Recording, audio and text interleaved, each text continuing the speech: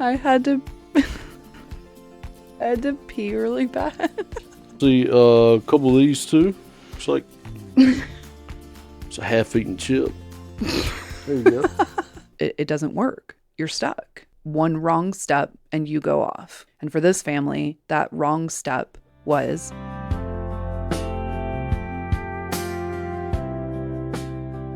What's up? This is episode 31. And today Stephen is going to be fully being like super invasive and he's going to go through my bag.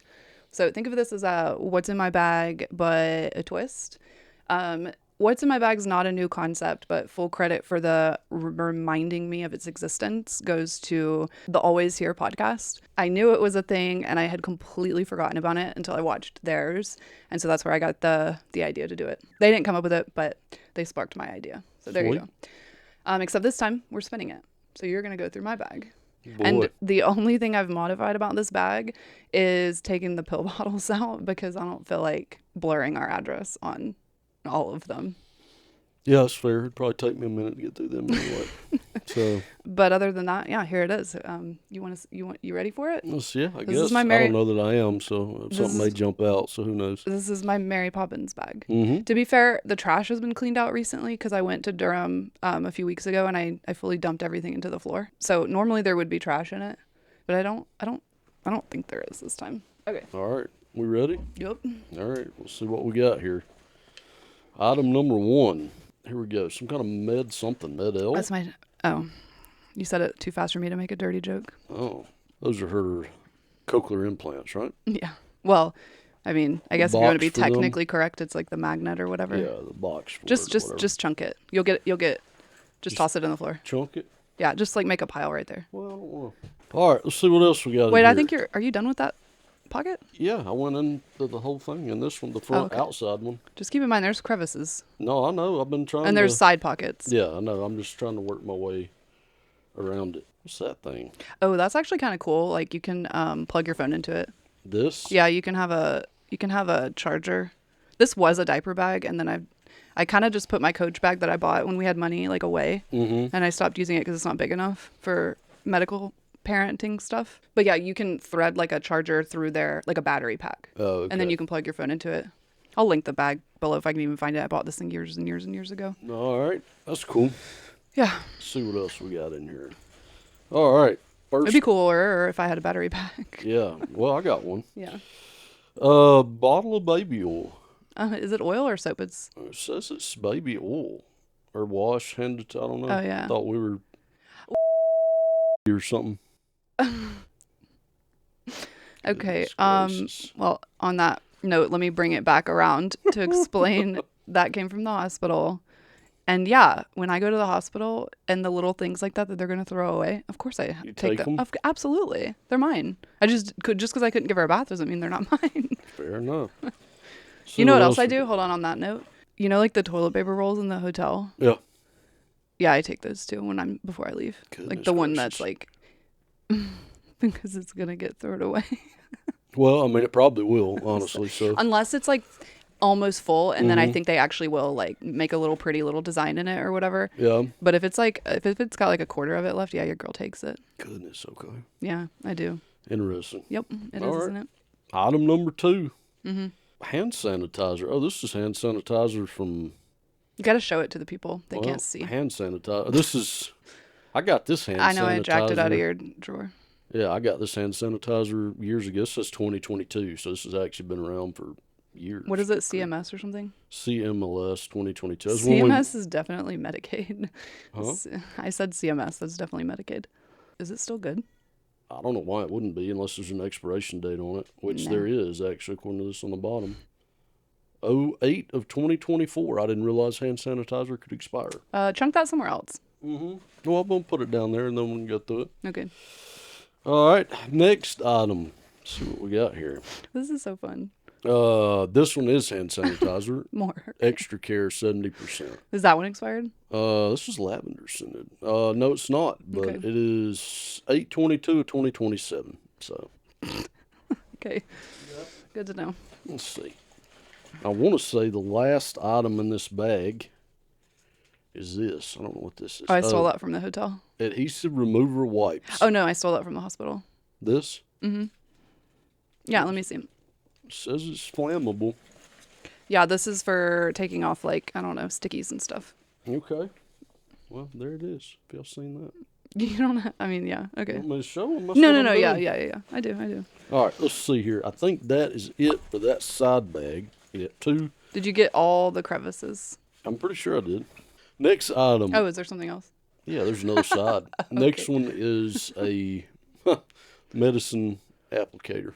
Applicator? Where's the whatever applicator? Where is it going? Whatever this is. Syringe. That's it, syringe. That's what I was looking for. An applicator. That's one of these. That is moldy. Well, that is, isn't it? Look at it. I don't know. It may be. I'm that not is sure. moldy. Oh, goodness. Let's see what else we got here. Next item. Headphones. I do know. Raycons. Yeah. Man, those are old school and they still work. Yep. In fact, they work better than your AirPods. Oh, what do we got here? This is a Wise Camera AC/DC adapter. Mm-hmm. Never know when you're going to need one. Yeah, but I guess it would work with any type of thing. I'm going to be honest, I don't think you're supposed to do that. I was just watching a podcast with Dr. Mike and a firefighter, and he said using like some power cables with stuff that they didn't come with is one of the number one causes of house fires. Oh, I'm sure it probably is. I'll have to link down below the episode I'm talking about.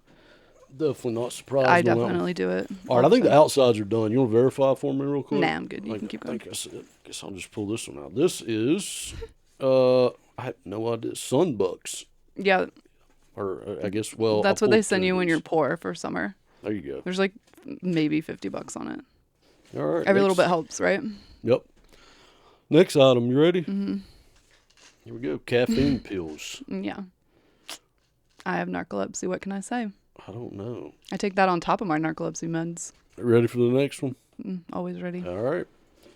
There you go. De-choker, I think's what that thing's called. It's not the de-choker, but wait. Is it not? Pull out the thing that's wrapped in plastic, and I've been dying to tell the story.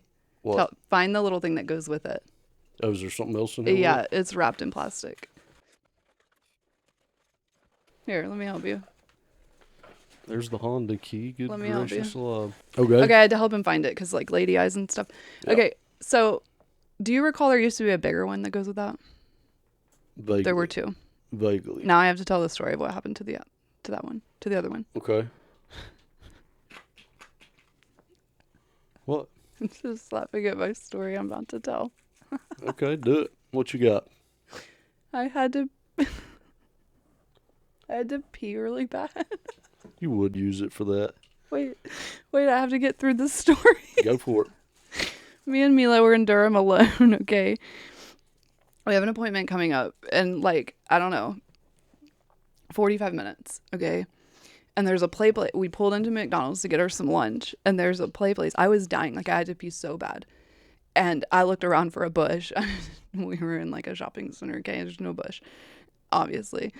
And so I got to thinking about it, and I was like, if I take her into McDonald's right now and she sees this playground, I'm not getting her out of here. Mm-hmm. She's going to be kicking and screaming. She's going to throw herself down in the bathroom floor. She's going to leave the stall. Yep. What do? I'm alone. So you know those things they make them for girls when you go camping? Mm-hmm. Well, I used the bigger one, and then I dumped my water out, and that's how that happened. Interesting. Okay. Yeah. It was a funnel. Well, I don't know if this would fit her face though. Now. Yeah, the it would. smaller one. Yeah, this it one? would. Yeah. Okay. And I wiped it with a baby wipe, and it's in the floorboard of your car still. Really? Yeah, forgot about it. Goodness gracious alive. Mom hack, use that to pee if you have a special needs child and you're stuck somewhere. Yeah. The small one wouldn't work so great to pee. Like you could if you could actually stand up, but I'm in a Honda, like a small little sedan, and I picked myself in between 2 cars where there was no people in them. And then I think I put my pillow in the windshield just in case. And then I fully like squatted in the front seat. I made a little bit of a mess, but I cleaned it up. Okay. All right. Well, that's the story on that one. there you go. Okay, all let's right. move on. Well, now that I fully embarrassed myself. Yeah. Actually, it's not embarrassing. I find it to be funny. Yeah. Oh, and you can also use them if your child is choking. More, I guess. Oh, no, that's carnitine. That's a supplement. That's for my heart palpitations. Okay. Yep. All right. In fact, I need to take them. Thank you, man. There you go. All right, let me try to start with this pocket, I guess, right here. See what else we got here. Good grief, another thing of hand sanitizer. Yeah. Well, you know. Okay, that one's not expired either, though. Kid that goes to therapy all the time. Also, I fully missed my mouth, so. Let's see what else we got here. Okay. Oh, yeah, I stole that from the hospital. Well, I didn't steal the gauze. I stole the tape. It's first aid tape. You might need it. Okay. They're going to throw it away. Probably. They will. I guess. Yeah. It's going in the first aid box. I didn't take the gauze. I don't know how the gauze got in there. I don't know. I ain't got a good clue. See what else we got in here. There's one. Yeah, my Burt's chapstick. Bees. That is like the best chapstick of all time. There it is. All right. Bunch of cards. I'm not doing all of them at once, but I will. They're like random gift cards, I think. Yeah, they are. All these are. Well, there's a carrot. There's a birthday Walmart I honestly card, don't even know card, if there's money on them. Sunbucks again. I put Ariana to the some task. Pieces. Ariana could tell you. I gave her those, and I said, find out how much money is on all of these. Yeah. She would know. I would not. She did it. All right, next one. There you go. Hearing aid stuff. Audicon. Yep. I definitely was supposed to return that in June. Oh, okay. Yeah. Who's supposed to get it back? I'm supposed to take it back. To where? To the ENT place. I would not open that. Yeah. It's not going to go well. Probably not, yeah. It's just here. I got it. Okay. I just, oof. Yeah. I'll bring it back. I promise. I'll bring it back. Yeah. Let's see. The problem is that place we switched ENTs. The hearing aids that they gave us as loaners, I'm not complaining. I'm just telling you what happened. Were like chewed on or something by a kid before. So it stretched out the tubing. And then when we got the new hearing aids from UNC, the tubing like doesn't fit quite right. And that's why they ring so bad. You know how they have like horrible feedback? Yeah. So I'm just waiting on her new ear molds. But until then, what do they want me to do? You know what I mean? I'm like, y'all gave me I'm not complaining, but I'm like, you gave me a loaner that was chewed on. So like I'm doing the best I can. Yeah. Okay, anyways. You got a pen there. Got a pen. Yeah. Yep. Good pen. It's probably got 0 ink in it, but I don't know. it's usually how my life works. Let's see. Next one, we have glucose tablets. Mm-hmm. Fruit punch flavor. Every now and then my blood sugar will bottom out. Yeah. I should probably get that checked. Let's see. Got another one. There is Chapstick. I stole that from the Remedy hospital. Clinical Moisturizing Lip I didn't Balm. steal it from the hospital, by the way, guys. Like, these are things that were, like, in our room for us. I just, like, that was in, like, a toiletries kit. Yeah. Yeah. Okay. Well, Every little bit helps. Why not? There it is. Let's see what we got. Pen number 2. Mm-hmm. There you go. Yep. And I naturally can never find one when I'm digging around. They're there. There's 2 of them. What else we got? We got some more tablets. I don't know what. Zofran. Got it. Yeah, it's good stuff, man. Nausea pills. Yep. All right, next. It's good. All right. Isn't that going over the counter or something soon? That's what a nurse told me, but that was like a year ago. Nice. Another adapter. Mm-hmm. Like I said, never know when you're going to need them. I have no idea what that one goes to. Look, I travel a lot right now for Mila's appointments. Yeah. How many times? I've been to Durham like 5 times. Right? Something like that. There is a contact lens, yeah. Yeah. Biofinity multifocal. You know, the reason for that is because right or left eye? I don't know. What's the plus? 5.75. That's my left eye. I have been in a situation where my contact tore at work one time. This was like 10 years ago. And I had to drive home because I'm technically legally blind without contacts, with one eye closed to go get a contact. And it scarred me enough to where I don't go anywhere without contacts. Ever. No, never. Okay. Interesting. Because glasses don't work for me, but whatever. That's another story for another day. Fair enough. All right. Last item in the side pack right here. You ready? Mm-hmm. A bunch of Sandy hands. Okay, a nurse definitely gave those to me. I didn't steal them. Nice. Yeah. Okay. What is it, like just I think they're like hand wipes. sanitizer, just wipes? Something like that, yeah. Next item is, well, I'm going to pull all these out because there's like a couple of these. That's her rescue meds? Yep, her the rescue box fell apart. Yep. If 1, 2, 3. If your child has epilepsy, what do y'all use to store it in? Because the box is not it. I need something. Like, I want something that's got the prescription label on it. You know what I mean? Like, they put her glass, remember her glass medicine, Trileptal or whatever, was in that box, and then one time the bottom fell and it shattered. Yeah, those boxes. They got to do something. Like, they got to do this. Yeah. Y'all, pharmaceutical companies, y'all got to do better. Anyway, all right, there's the last one. Let me throw that over there. It's just the same thing. Yeah, they're all Look in at there. this. Let's see a couple of these too. Looks like. I don't even have period. There you go. Anymore. Whoops, that was TMI. So there it is. Yeah, no. Mm-hmm. There it is. Got those. Not going to go into detail on that. Okay. Well, there's the Soothe Nighttime Dry Eye Therapy Ointment. Good stuff. Okay. My eye doctor told me to use it because I sleep with 40 fans on me. Yeah, that's true. Yeah. Next one.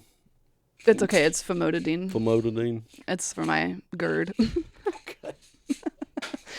Oh, my goodness gracious. Let's see what else we got in here. Getting there. Fun. There's one key, Honda key. Look at there. I found it. I was looking for it. I suppose it wasn't missing. It was just in my bag. Nope. So there it is, along with your keychain. Keychain? So there it is. You mean my keys? Yeah, with your keys. Yeah. Yep. With my beautiful Auburn lanyard. Oh, why weren't you going to even point that out? Why would I? Ugh. There is a $1 bill in there that is crinkled up. Who knows how long that's been in there? I got that in my night job. I'm sure you probably did. No doubt about it. I would not be surprised. Okay, you can move on. All right. Let's see what we got. I think that's it. Well, it's a half-eaten chip. There you go. Okay. Got it. Perfect. Let's see what we got. And then the wallet. Yeah. We don't have to show the contents of the wallet. Got all the stuff in it. Mm-hmm. Got all the credit cards that are, never mind. Yeah, well. Something like that. Yeah. All right, let's see what we got with this pocket. There's the. Don't show that. I'm not, but that's the debit. You're gonna make just like you just have to okay. Whatever it is, just do it out. Yeah, it's my debit card floating freely in there. Is that a good one? Yeah, and I'm glad I found it. Thanks. Well, there it is. There it is. All right, see what else we got. Found it in that little thing. Mm-hmm. All right, let's see. I don't know how like that's such a random place for me to shove a debit card. It's a good thing we went through this bag though, because I've been looking for that Honda key for months. Let's see here.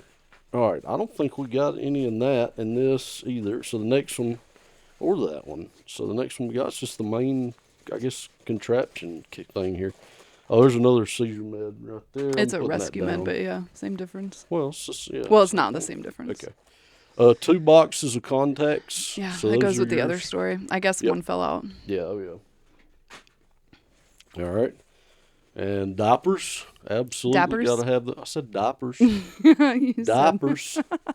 2 of them. That's my favorite word you say. Okay. Those are Medicaid Dappers right there. Yeah.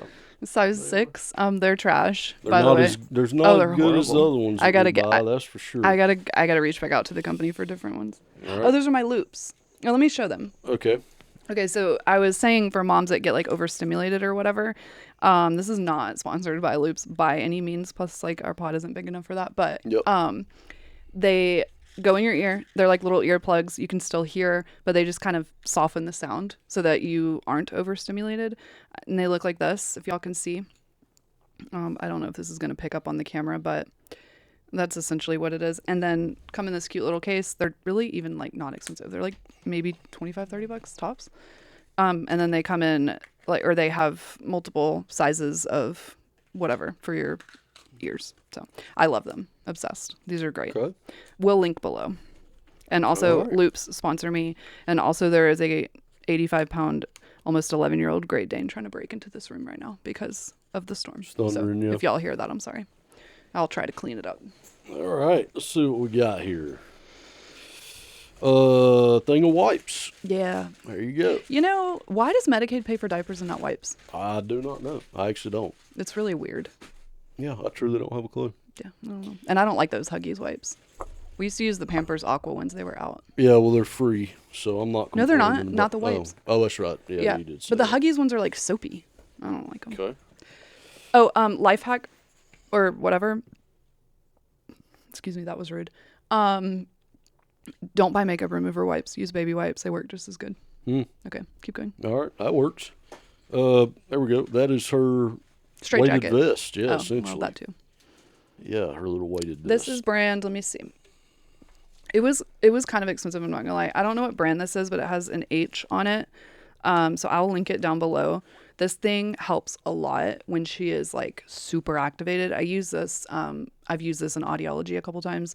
I used it a lot while you were out of town because she was losing her mind.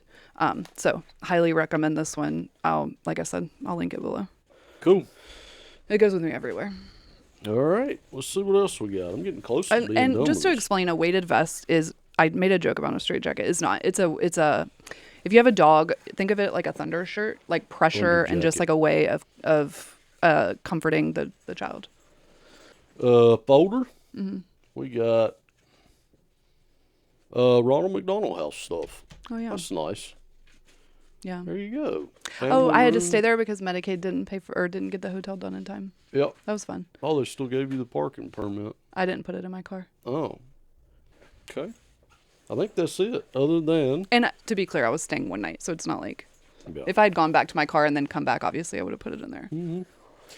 Other than one more item, we're done. Which is. Wait. Let me check before you do that. Hold on. Let me make sure you got everything because All right. I feel like I'm not convinced. Hold on. Let me check your work. All right. Let's see how good you did. There's a lot of pockets in this thing. I think I did good. I think you did too. There you go. You did good. Sweet. All right. What's that? Looks like a bunch of Medicaid papers. Mm-hmm. I think. Yep. I call that when I ask the doctor to sign it. It's mileage reimbursement form and receipts and all that. I say, "Will you please sign my poor people forms?" And he laughs every time. There you go. Do All what right. we got to do. With that, I'm gone. I got to go to the pharmacy. I'm getting out of here. Okay. This is your thing. Yeah. Yep. Okay. Bye. All right. Seriously though, I need you to go to the pharmacy. Who has what? I have one. That's it? Yeah. Arguably one of my most important ones. Uh-huh. All right. Bye, y'all. So that paper he actually handed me is a paper, or a packet rather, with motive care forms, which is basically just in Medicaid language in North Carolina. It's a company that they use actually in a lot of states. Medicaid uses for mileage reimbursement. We've never actually successfully been reimbursed by Medicaid through motive care, but nonetheless, I try. But today I'm going to tell you a story that's not about us. It's about a family that lives just outside of Detroit, and we're going to call this family the Smiths. This is a family of 5. It is made up of a dad, a mom, and 3 kids. They have a son who we will call Sam, and Sam has severe ADD, inattentive type, which I guess would be ADD, and it's off the charts. He is severely inattentive. He is a danger to himself. He lacks impulse control to the point where he will wander, hundreds of yards away into other properties and simply can't stop his behavior on his own. And because of this, he has anxiety from how bad his ADD is. Anxiety that produces the kind of thoughts that a 9-year-old should never have. His family has had him on a lot of different medications, and those medications have failed. He's now on a medication called Qelbree, Qelbree, and I would caveat this by saying I am not a doctor nor a nurse. Talk to your child's doctor regarding any medication that is discussed here. But he is on a medication called Qelbree, and then he's on a medication called clonidine. And then they have another child who is disabled. This child has medical complexity and needs a lot of things. This child, the one that's disabled, we're going to call Allie. She needs speech therapy. She needs occupational therapy. She needs physical therapy. She has seizure medications that she has to take every day. She has seizure rescue medication in case there's a seizure that happens that threatens her life and won't stop. She has specialist appointments. She has a neurologist. She has a cardiologist, a pediatrician, a developmental pediatrician, and an ENT. And this isn't because her parents are dramatic. This isn't because they're over-treating her. This isn't because they're trying to fix her. As we say here on this podcast, disability is not to be fixed. It is to help Allie achieve the best version of Allie, whatever that might be. Whether that is less than what society deems as, productive is not what this family is trying to do. They are simply trying to help Allie achieve the best version of herself. And the therapies that she's in and the doctors that she sees are what keep Allie stable, alive, happy, able to communicate, able to engage with her community, at least somewhat, and able to learn and grow and adapt in the way that her brain is able to do. The family makes $80,000 a year, which has to feed, care for, house, and take care of the basic necessities of 5 people in the state of Michigan, as well as their child who is disabled and has a lot of medical needs. Because they make $80,000 a year in the state of Michigan, they are on Medicaid, or their kids rather are on Medicaid. Please don't click out here. Give me a chance to tell you this story. If you do anything for this family, just listen. That's all I ask. I am merely telling a story because I think that most people who think of Medicaid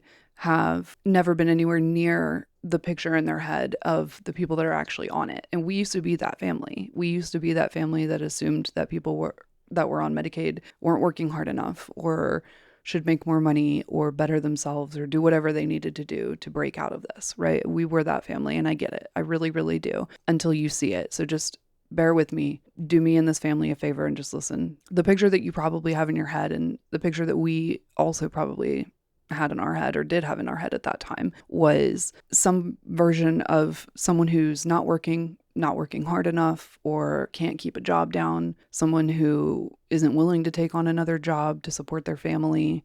Most people who don't fully understand this might be imagining a family that simply chooses not to get ahead. But that's not this family, and I would argue that is probably not most of the families that are on Medicaid. And especially, and I can say with confidence, none of the families on Medicaid that have a child that is disabled. Somebody in the household that we're talking about, somebody in the Smith's house, works 40 plus hours a week, really, really hard. They may commute to the office, they may not, they might deal with traffic, and they're bringing home a paycheck, a real paycheck, but a paycheck that's low enough to have them on Medicaid. So that's not the picture of a family that is refusing responsibility. That is the picture of a family that is in a situation that is largely outside of their control, that is doing everything that they can to do what they can to provide for their family. Here's what I want to say that you may not realize. They are not choosing Medicaid because they don't want to work, or they don't want to make more money. They are choosing Medicaid, number one, because that's where their income level has them, but also because not having Medicaid would actually bankrupt them. Don't click out. Let me explain. I'm going to show you. And before you think, well, what if they just get a raise and get private insurance? No. Losing Medicaid with private insurance and a raise would bankrupt them. And again, I'm going to show you. And with real numbers. You're not going to have to take my word for it. I'm going to actually walk you guys through this. And don't worry, no math. No one's doing math here. Not really. Because I hate math.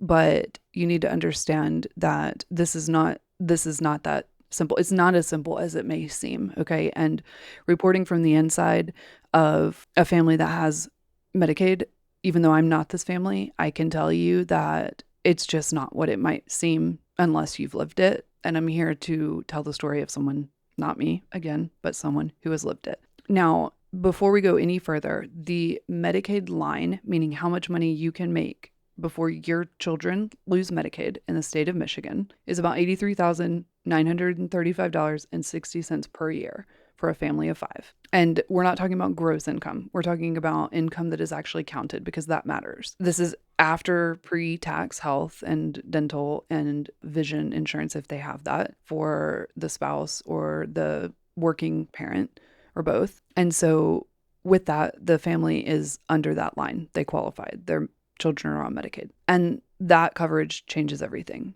Not because it makes their life easy, because it doesn't. And it doesn't make Allie not disabled. It doesn't make seizures less terrifying. It doesn't make seizures less life-threatening. It doesn't make therapy schedules less exhausting. And it certainly doesn't reduce the amount of hours that the mom or dad or parent is having to take care of Allie. It does not make the family rich. It does not make the job any less demanding, or the house less chaotic, or the calendar lighter. But what it does do is it keeps medical need from becoming an immediate financial disaster. So what does $80,000 actually look like month to month with Medicaid covering their children? The working parent brings home $5,167.85 a month after taxes and benefits. They're paid weekly, so that is an average amount. And then there's bills. We all know about bills, but they exist. I don't like to talk about them, as you may know, here on this podcast. I actually quite literally refuse to talk about them with Stephen, but we're going to talk about a hypothetical family's bills, okay? So I can comfortably do that. You've got a mortgage. You've got groceries for 5 people, which if anyone is living here in 2026 without their head under a rock, is extraordinarily expensive. You've got power, you've got water, you've got natural gas, you've got car insurance. And for this family, they have car insurance on 2 cars. Now, they don't have a car payment, so they have liability only insurance, but they still have to pay car insurance because, laws and all that. All of that math comes to about $2,940 a month. But that's just the cost of keeping this family housed and fed and functional before most of life actually even enters this conversation. That's just the tip of the iceberg. As you guys are probably thinking, there's way more bills than that. Yeah, there are. And also, if anyone is alive, they know that there are things that come up. There are kids that need more clothes because they grew out of their clothes. There's a flat tire and air conditioning that goes out. There is a home repair because there's a leak in the ceiling. You name it, financial emergencies happen or large unexpected bills happen. But before you even get to those, what everyone assumes is the expensive part is Allie's medical care, right? I mean, you would naturally assume, well, she's disabled. Obviously, that's very expensive. There's therapies, there's doctors, there's medications, there's diapers and wipes and, all of the things that come with having a child with disability, right? Wrong. In this scenario with this family on Medicaid, those are covered. So the children's out-of-pocket costs on Medicaid are $0. And let's just assume, for a minute, the parents' own medical care is roughly $63.33 a month, okay? So after the groceries, the utilities, the car insurance, the modeled healthcare costs, this family has about $2,164.51 left each month. That is $25,974 and some change for the year. And that sounds like a lot if you say it quickly, but pause. Remember those bills I told you about that everyone's probably thinking, well, what about these? You forgot them? Yeah, that money still has to become gas, internet, so that seizure monitors work, cell phone service, so that you can call 911. And as I said, car repairs, clothes, home repairs, emergencies, unexpected copays, even an emergency room bill for a parent thrown in there, school costs, home modifications, birthday parties, Christmas, birthday presents for your kids, you name it. Life is expensive. Okay. We all know that. So no, this family is not rich. They are barely making it like paycheck to paycheck with Medicaid for their disabled child. The one thing they don't have to worry about is medical bills for their children. And even then, as I said, they're barely making it. They're not thriving. They're not able to put back money for a 401k. They're not saving for retirement. They're not even really able to build their savings account. We haven't even talked about whether they have debt. We're assuming they don't. If they had debt, that's a whole other conversation. But this family is far from rich, far from thriving, working hard. But again, their kids' health is covered. And more specifically, Allie's medical needs are taken care of. And the family doesn't have to worry about that. They don't have to worry about whether or not they can pay for her therapies or her specialist copays, her doctor visits, her prescription medications, her diapers. They don't have to worry about any of that. They can help Allie be the best version of Allie without worrying about the cost that comes with. And I would say, before you think, well, that's not our problem as taxpayers, this isn't about the parents and their worry. This is about Allie. She's a child. Every child deserves to be able to become the best version of themselves, no matter what side of the line you fall on. Now, of course, as I said, with the papers that Stephen handed me, this is all assuming that Medicaid actually covers what they're supposed to cover, but that doesn't always happen. I know firsthand and can tell you guys firsthand that denials happen. We've been denied occupational therapy for Mila. Now we have options. We are fighting it. There are certain other Medicaid plans in the state of North Carolina where that is not a problem. But this story of the Smiths, this is assuming everything for Allie gets approved, no problem. In reality, that's not always the case. Before I go any further, I want to address something because some of you might be thinking, so does that mean the family just stays under the line on purpose? Does that mean that they don't try to better themselves and get out of that? Does that mean that they, quote unquote, game the system so that they can keep Medicaid? That's not the question. That's the trap. What I'm going to show you is how this falls apart and breaks if they do the very thing that you might be thinking that they should do. The working parent in this house has an incredible work ethic. He's been doing the work for years. He's been showing up, working hard, putting in the hours more than the hours, and absolutely killing it. And he gets promoted. And his hard work has paid off, and he gets a $10,000 raise, which by all accounts, is a very generous raise. It's more than cost of living. It is a cost of living and or a performance-based raise. So $80,000 a year becomes $90,000 a year, and the family celebrates. They go out to eat. They go have a nice dinner. They talk to each other. One spouse tells the working spouse they're proud of them, and it's a celebration. They're stoked, as anybody would be if they got a $10,000 raise, right? They're talking about, maybe we can finally fix the fence. Maybe we can actually go on a vacation this year. Maybe we can replace the tires on the car. And they have relief and maybe even a little bit of pride. And maybe for the first time in a long time, they're thinking their hard work has actually paid off and it has actually shown up somewhere besides just making them exhausted. And I want to be clear, most likely nobody in that conversation in that room, HR or anyone else, is thinking, well, what about Medicaid? Why would they? A raise is supposed to be good news. $10,000 is a lot. Why would Medicaid matter, and why would Medicaid enter anyone's mind?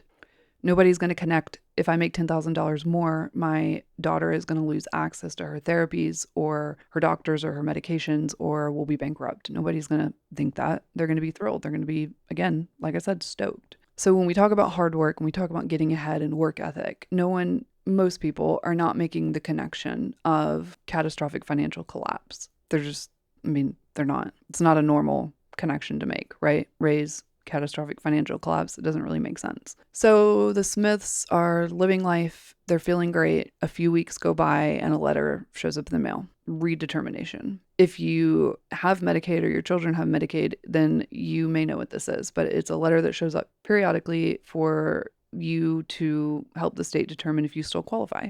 For most families that are comfortably under the line, this isn't an issue. They just, sign it, do whatever, send it off, and that's that. And Medicaid is, recertified or whatever for another year. But when you're close to the line, that envelope feels really different. And when you just took a raise and didn't realize what was about to happen, when you open that envelope and you read it, that's where life can fall apart. Let's move on. So this is going to get precise, but just bear with me because I got to show you the numbers. The state is not looking at $90,000 like HR is. They are looking at $90,000 on something called MAGI, Modified Adjusted Gross Income. Not just your salary, but your income after certain things get taken off. Pre-tax health deductions, dental, vision, and I'm not certain if anything else qualifies for that for Medicaid, but for the most part, pre-tax health, dental, and vision. So running that math for this family, that makes their total countable income towards Medicaid $84,772 and some change. Well, remember the threshold I gave you for Medicaid in the state of Michigan. That threshold is $83,935.60. That means that this family is over the line by $837.36. Not $10,000, not $5,000, not even a month of groceries for a family of five. $837.36. For this family, that is the entire gap between keeping their children's coverage and losing it. And here's what people don't get until they actually live it. There's no phase out. No gradual step down where you keep some while your income climbs. It's not tax bracketed like the IRS, where only dollars above the line get treated differently. $1 under, the children are covered. $1 over, they're not. So this family is $837.36 above the line. And it's above a line that no one cares how it got above the line. It only cares that they crossed it. And in case you're thinking there's an appeal that fixes this, there's not. Nobody filled out a form wrong. Nobody missed a letter in the mail. The income is the income. The threshold is the threshold, and the math ain't mathin'. Okay. And so that's the entire reason that the kids lose their coverage, because the spouse that was worked really hard, got a raise, and got punished for it essentially. And so I want you to imagine what that feels like. You're looking at your child who still needs therapy, who still needs medications, who still has specialists and all of those things to not only become the best version of herself, but to stay alive. And nothing about her disability changed. Nothing about her diagnosis changed. Nothing about her needs changed. The only thing that changed is that her parents made more money. And then suddenly the system says, you're on your own. So the raise that was supposed to be progress is the very thing that quite literally pulls the financial floor out from under the Smiths. So now this family has to pivot and they have to get private insurance for their kids. And it's not even just getting private insurance. There's a specific fear that comes with that when you have a child that has disability.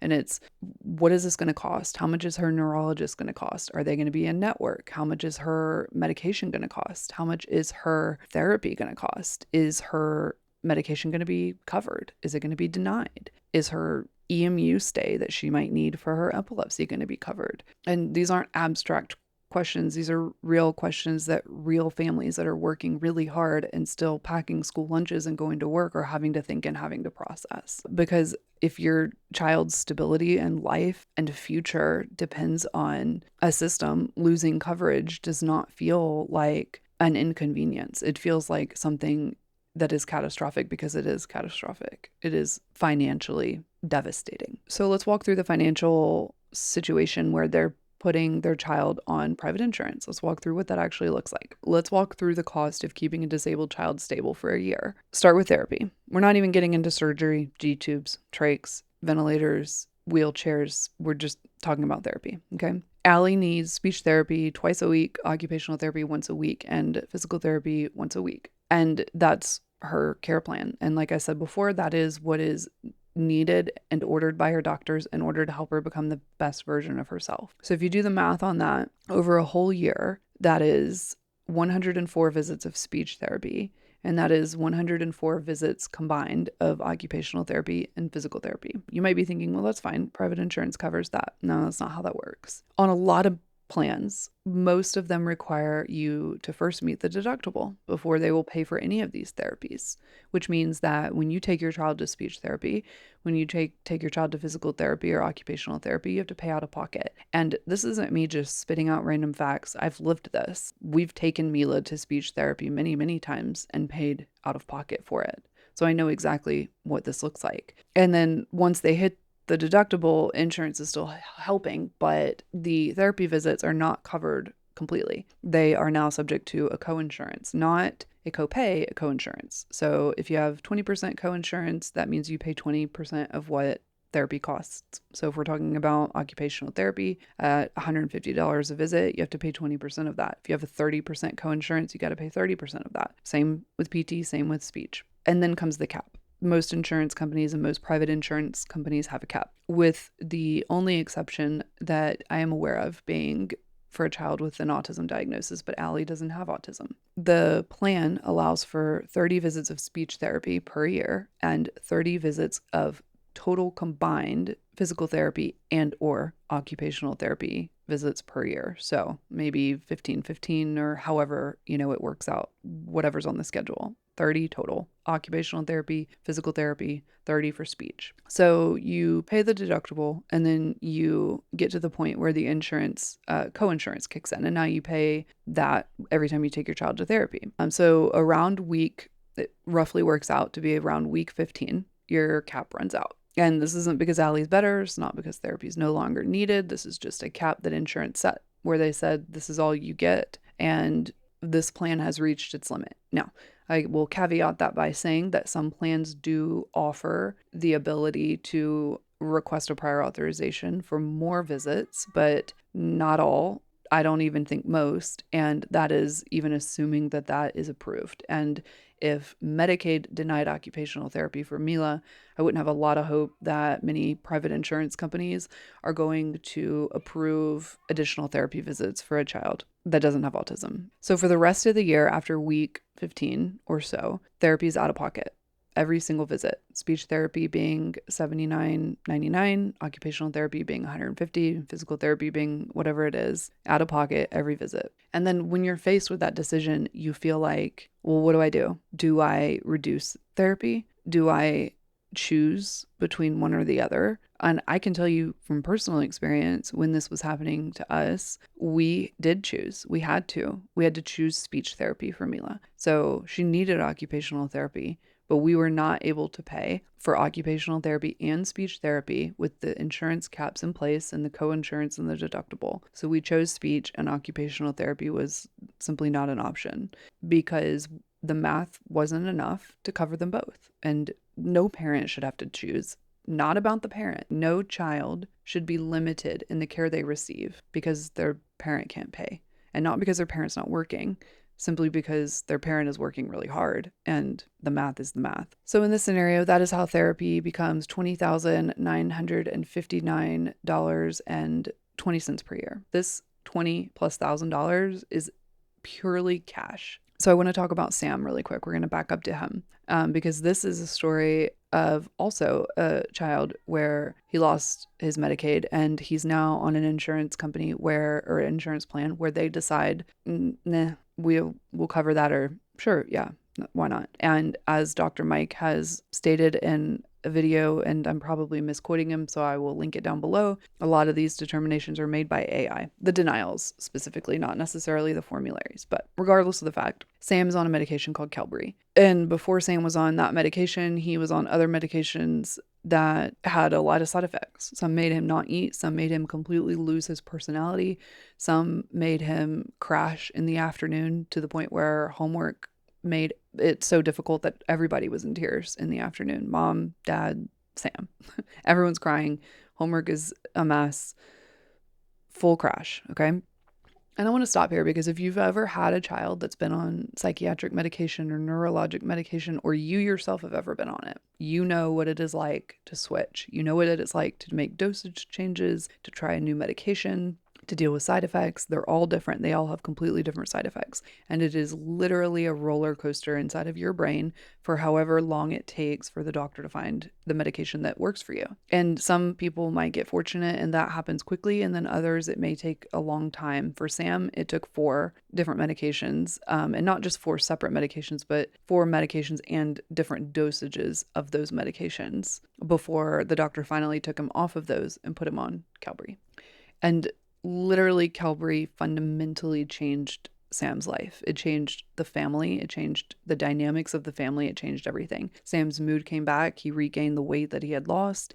His personality came back. His grades went up. He was no longer having crashes in the afternoon. He was quite literally the Sam that he used to be. And in the midst of the financial chaos, the company decides to change insurance formularies, right? Not even a dramatic change, just a formulary change, maybe a slight change in their plan.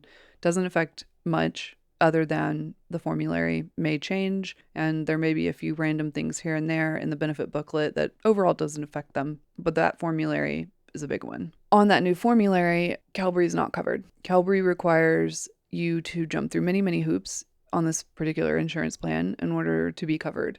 And the denial letter comes and it states that they want Sam to try and fail 6 more medications before they will even think about covering Qelbree. So the doctor submits a prior authorization request, denied. The mom then does an appeal and spends a lot of time on it. She puts a lot of work into it. She explains everything Sam's been on. She explains the change in the family, the change in Sam, how good it's been for him, the fact that he's been stable for 5 years, the fact that he's a child that's been stable for 5 years. She explains the cost of switching psychiatric ADHD medication in a child and what that might look like. She asks the insurance company, what does failure look like to you? Does failure look like Sam having bad thoughts that land him in the emergency room? Does failure look like a mental health crisis? Does failure look like Sam loses so much weight that now we have a nutrition problem? Does failure look like his grades start to slip? She hopes it'll work. It doesn't. She gets a letter in the mail. A random pharmacist or a random doctor, doubt it's a doctor, but maybe it is. Maybe it's a gastroenterologist or something. I don't know. Somebody with some sort of a medical professional license denies it.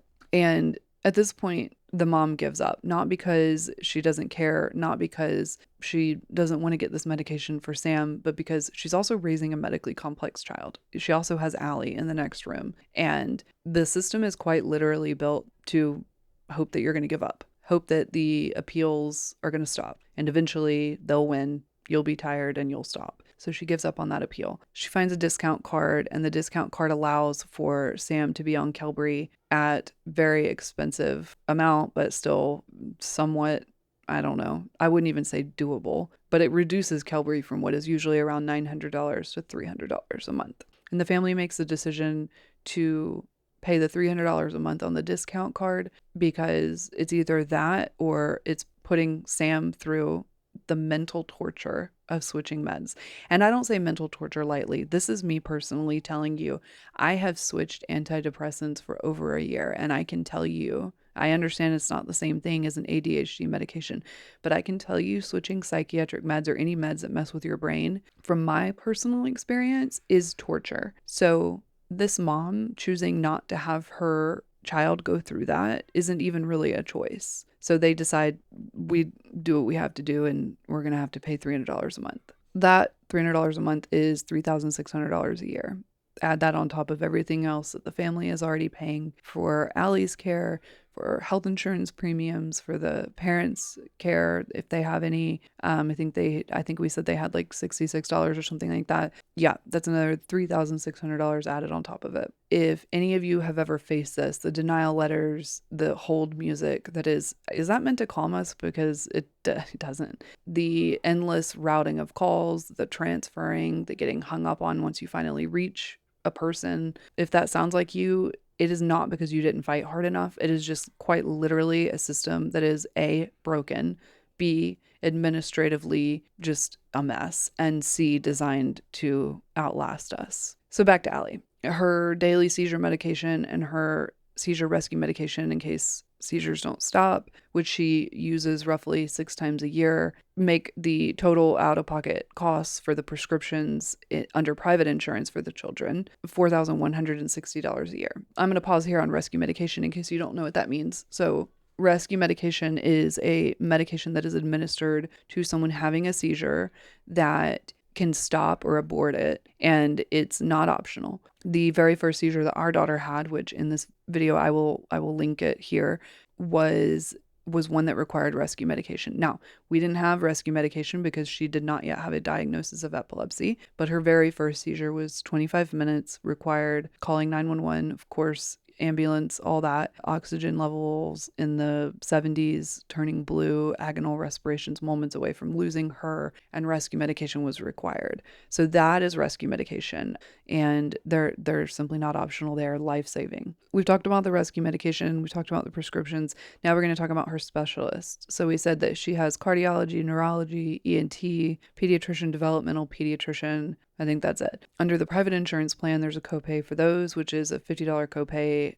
Based on the frequency that she sees them, this comes out to be about $1,000 per year. And again, these are not just numbers. These are calendar appointments, logistics, mileage, gas, parking, toll. If you're like me and you're running late and take the toll roads, this is more than numbers. These are doctors that help keep Allie alive. And there's another category that almost no one puts into any kind of a policy debate, which is diapers and wipes. For the Smiths, Allie is well past the age of when typical children would still be wearing diapers, but she still wears them. So she requires diapers and wipes that most children her age would not. Under private insurance, they don't automatically treat that as a medical supply. They, not just because it's disability related care, they don't say, oh, okay, cool, we'll pay it. No, they treat it like any other household supply. Paper towels, toilet paper, dog food, whatever, diapers or diapers. So that's something that the family has to pay on their own. Whereas previously, like Stephen and I were talking about in the episode, Medicaid pays for those.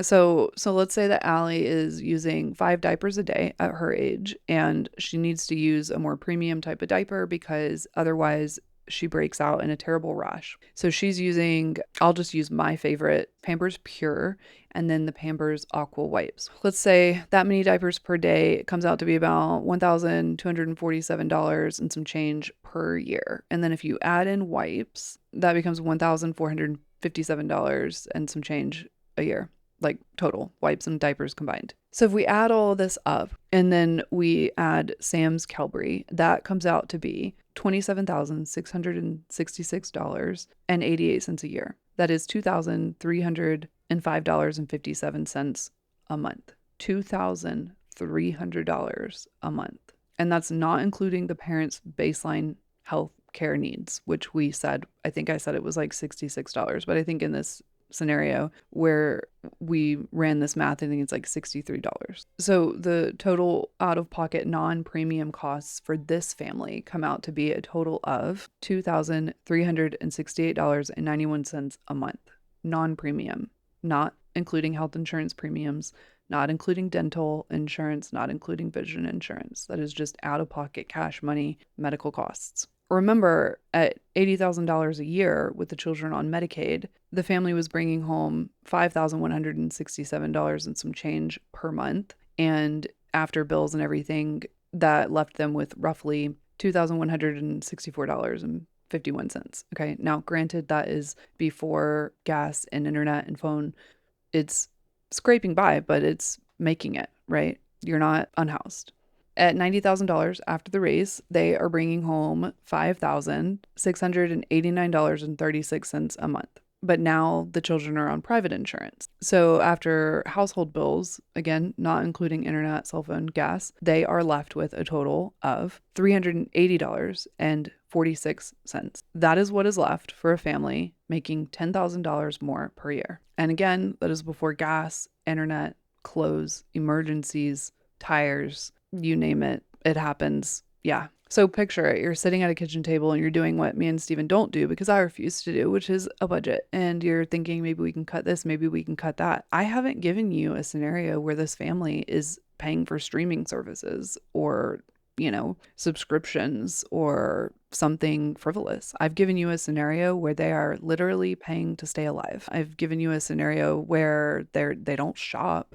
They don't go on Amazon and buy something for the house. I've given you a scenario where they are literally bare minimum, stay alive and stay housed and stay fed costs. The raise after taxes and everything increased their annual take-home pay by $6,258.20. But losing Medicaid added $27,666.88 in out-of-pocket medical costs. So even after the raise, this family ends the year over $21,000 worse off than they were before the $10,000 raise. This family didn't get reckless. They didn't get lazy. They didn't stop working. Actually, the opposite. They worked really, really hard. They got a raise. And this is what happened. The system turned that reward into a financial penalty. That is the Medicaid cliff. It is not a slope. It is a cliff. And one wrong step and you go off. And for this family, that wrong step was income that increased and landed them a little over $800 over the line, and they fell off the cliff. And this really isn't a story about one family in Michigan. This is a story about a system that is broken, a story about a conversation that happens on both sides of the aisle where people say, just make more money, work harder, get another job. But then that very system is designed, whether intentional or not, to punish that and to make it to where it doesn't work. You're stuck. You're stuck in this Medicaid poverty trap. You're stuck at this income cliff, and one step over the line, working too hard, you fall off. And I hope that this story, at the very least, made you think about people like the Smiths, people like Allie, people like Sam, that are on Medicaid, that are working really, really hard, that are stuck. And just think about that next time you consider Medicaid and what you may have thought about it.